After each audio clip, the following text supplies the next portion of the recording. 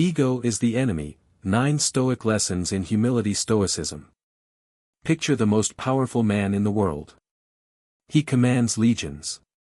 His face is stamped on coins passed from hand to hand across 3 continents. A single word from him ends lives or spares them. And at night, alone, he writes private notes to himself. Not commands. Reminders. He warns himself not to be, in his own words, Caesarified, not to be dyed purple by power the way wool is dyed by dye. That man was Marcus Aurelius, Emperor of Rome. If the most powerful human alive feared his own ego, what makes you think yours is under control? Here are 9 Stoic lessons in humility that can protect you from the one enemy that follows you everywhere. Lesson 1. You cannot learn what you think you already know. Epictetus, a former slave who became one of Rome's great teachers, said it plainly. It is impossible for a person to learn what he thinks he already knows. Think about that. The moment you decide you understand something, the door closes. You stop asking questions. You stop listening. Watch the smartest people in any room, and you'll notice something strange. They ask more questions than anyone else. The expert consultant who says, "Help me understand," learns faster than the junior who nods along pretending. Your ego wants to protect the image of you as someone who already gets it. But that image is a cage. Real growth starts the second you admit you're a beginner again. Every master was once a fool who kept asking. Lesson 2.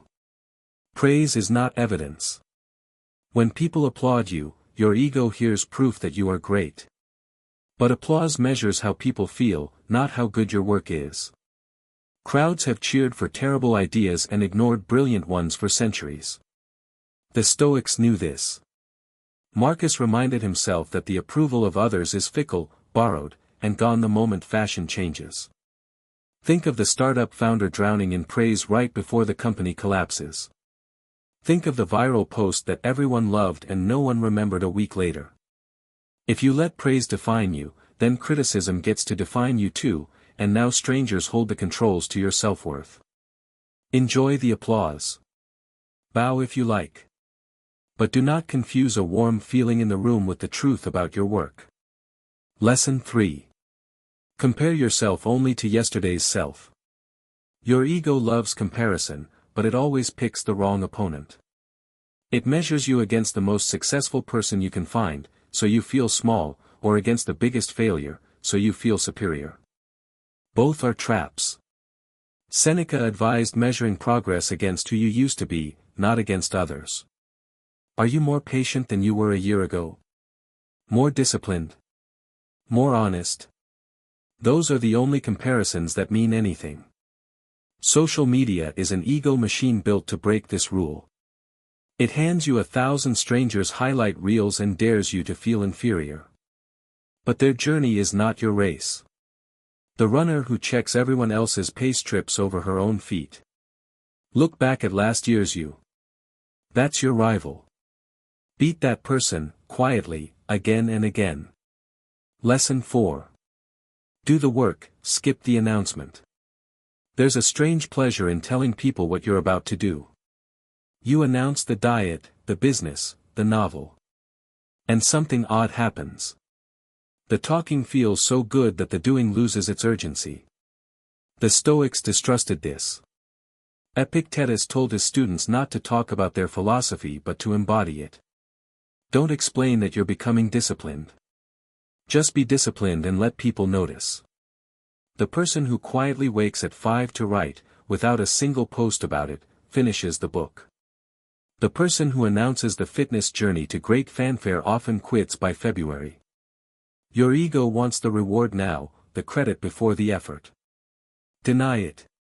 Let your results do the announcing. Silence before achievement is a form of strength. Lesson 5. Credit is not the point, the work is. Ask yourself an uncomfortable question. Would you still do the work if someone else got the credit? If the answer is no, then you never loved the work. You loved the recognition. The Stoics served the common good because it was right, not because their names would be remembered. Marcus governed an empire while writing that we are made for cooperation, like hands, like feet.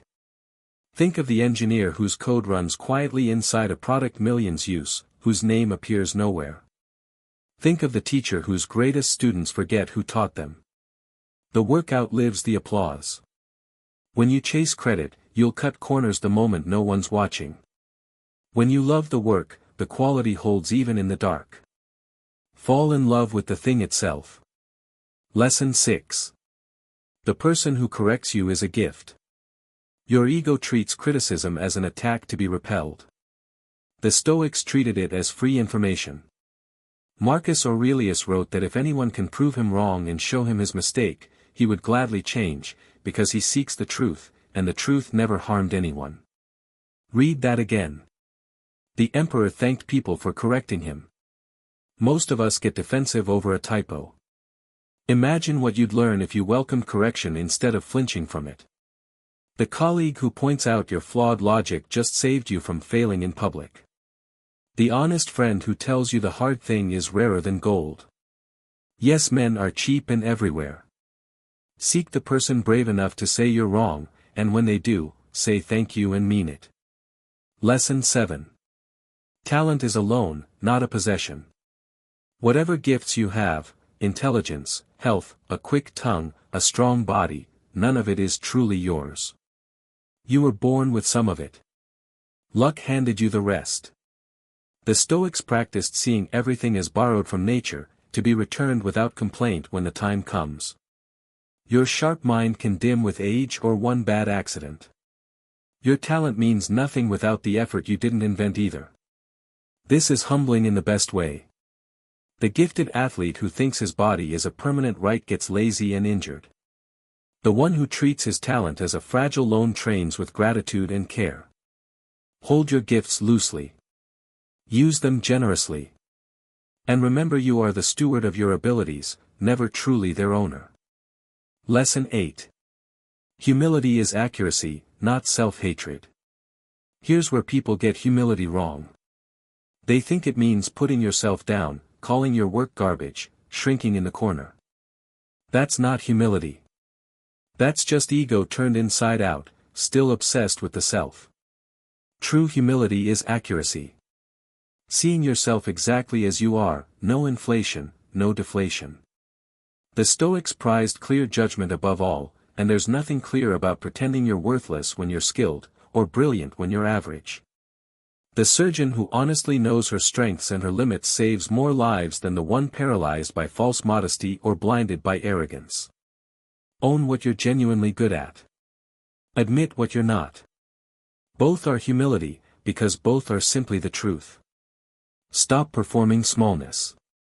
Just see clearly, and act from what's real. Lesson 9. Remember the graveyard of forgotten famous men. Marcus Aurelius played a grim little game with himself. He'd list the great names of the past, emperors, generals, celebrities of their day, and note how completely they'd vanished. Where are they now, he asked. Smoke and ash and a story, or not even a story. Every person you envy will be forgotten. So will you. So will everyone reading this. That sounds bleak, but the Stoics found it freeing. If fame dissolves anyway, why sell your integrity for it? Why let ego drive a life that ends in the same silence as everyone else's? Walk through any old cemetery. Read names no living person remembers, names that once made rooms go quiet. Let that shrink your ego down to its honest size, and free you to live well for its own sake. So here's the truth your ego doesn't want you to hear. It will never announce itself. It doesn't feel like arrogance from the inside. It feels like being right, like deserving more, like already knowing. That's why the most powerful man in Rome wrote himself warnings every single night. Humility isn't weakness, and it isn't self-hatred. It's the clear-eyed courage to see yourself as you truly are, to keep learning, and to love the work more than the credit. The ego is the enemy precisely because it wears your own face. Start watching it. Start today.